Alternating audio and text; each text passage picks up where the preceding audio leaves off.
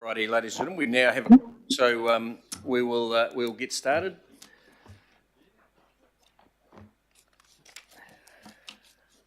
And welcome to this Transport Resilience Infrastructure Committee meeting for November.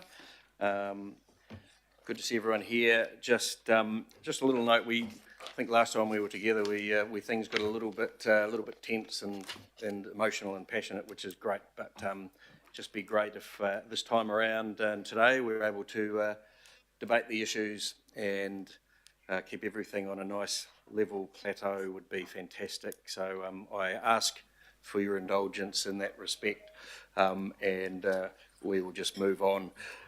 We have apologies from Mayor Wayne Brown on council business, Shane Henderson, Alf Filipina and IMSB member Billy Brown.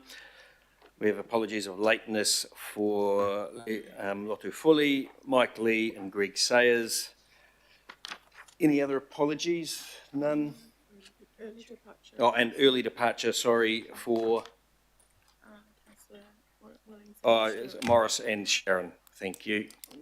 Someone like to move those apologies? Thanks, Richard. Seconder, thanks, Chris. Those in favour say aye. Against, carried. We do have a number of members online due to illness mainly, but we have Angela Dalton, Kieran Leone, Daniel Newman and Wayne Walker. Someone like to move that we accept that? Thanks, Chris. Seconder. I'll second those. Those in favour say aye. Against, carried. Just a reminder in regards to declarations of interest, so if there are any, now's a good time to let us know. None. Next item is confirmation of the minutes of the meeting of 3rd of October 2024. Is there a mover for those? Thanks, Christine. Seconded, Desley. Any discussion? Those in favour say aye. And against, carried. We had 2 requests for petitions. They were both declined, and the reason for them being declined is that they had already been presented to the respective local boards, and accordingly they had been, that means they were in front of council and there was no requirement for them to come here to double that up.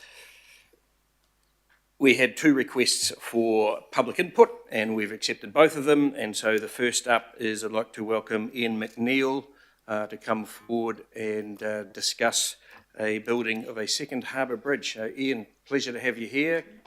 Come on up.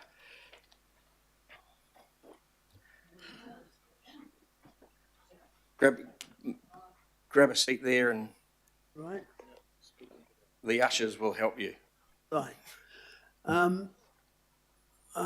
I represent 5 engineers.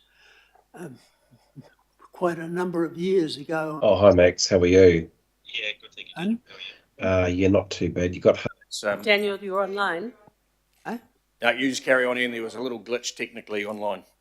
Anyway, 5 engineers I represent, and I presented to council about 10 or so years ago their plan for a harbour crossing, and the council were very interested until one member got up and walked out, and that was it.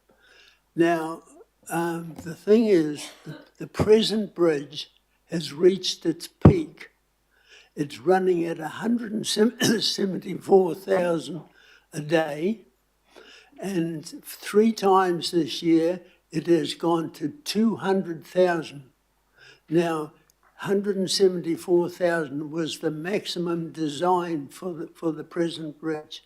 So you're running the present bridge over its limit by 200,000. That's another 126,000. Far too many. It's not good to run bridges that tight. And everybody has asked me, or many people have asked me to come here today and tell you that instead of the 6-lane bridge, which is on the original proposal, could we make it an 8-lane bridge? That's 4 lanes each way, And Minister Simeon Brown says they will not support a walkway pathway over a bridge. So we'll have to take that off. But this bridge has a rail link to it, which is vital because it leads up all the way eventually to Silverdale, Orewa, where there's another city being built at the present moment. And so Prime Minister Luxon has he thinks he's done a deal with India, and we've also doing good deals with the Middle East. So next year, it's going to be, the whole economy is going to pick up. And I think that Auckland here, this committee has the power to really lift Auckland out of its morass that it's wallowing in at the moment and get it going, because if you get it going, a new bridge going, which is vital, because you haven't got much time, because the present bridge is overloaded, and if you can lift it, get it going now, you'll be the godsend of Auckland, and it'll set the whole economy around the country going, because Auckland, whether you like it or not, is the powerhouse of the rest of the economy. So would you please alter that it's 8 lanes and no walkway pathway, but it is, the railway is vital. Thank you. Thank you. Ian, are there any questions for Ian?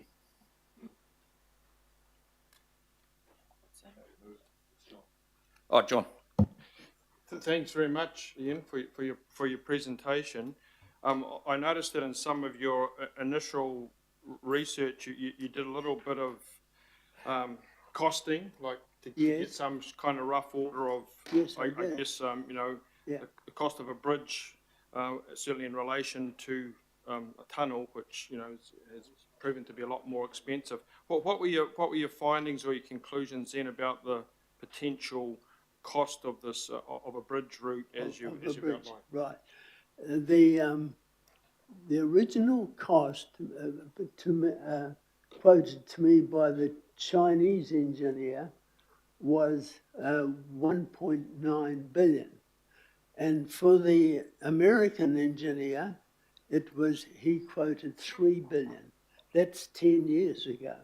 Today, I would say it's around about 5 billion, but I don't think we should advertise that out in the public at all, because if we want to call expressions of interest, we don't want them saying, oh, look, the minimum of 5 billion, God, we'll make a mint on that. Do you get it? Yes. So, no. So I think and engineers I've talked to now think it'll be around about 5 billion. Well, that's a lot cheaper than your Blinken tunnel. And the tunnel, they said, is a real no-no for Auckland, because whether you like it or not, we are an earthquake country. And number one, if you're in a tunnel and get a shake and it gets out of line, the pressure of the water down the bottom of the harbour is a downside greater than the pressure that's floating on the top. So the tunnel floods quickly.